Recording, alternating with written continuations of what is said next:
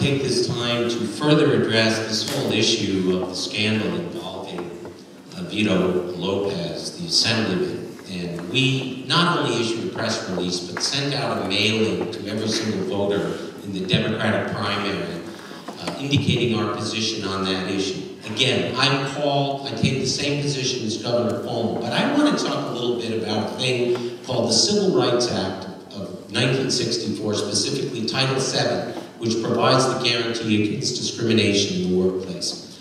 Under that law, the employer, whether it's a public employer or a private employer, has to pay damages to the victim. So to suggest that this is hush money and somehow that was improper to pay damages to a victim of sexual harassment is wrong.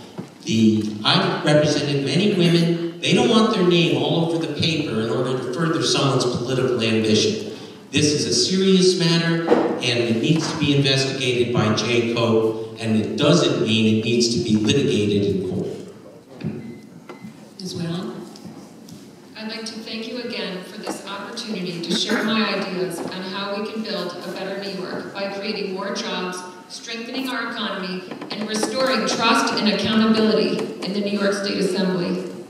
I'm a different kind of Republican. I grew up in a working family, and I've lived the struggles that so many working women face.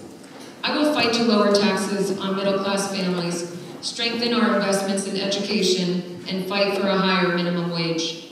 I will fight for safe, professional workplaces that are 100% free from sexual harassment.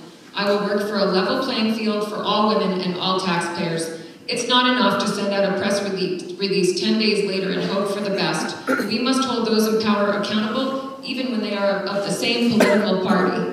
We deserve a higher ethical standard in that legislature, and we need leaders who will fight for real property tax cap relief, not vote to weaken New York's first property tax ever the first chance you get. We need leaders who are not afraid to speak out against the misuse of taxpayer money to cover up sexual harassment. Thank you very much for listening and for hosting this.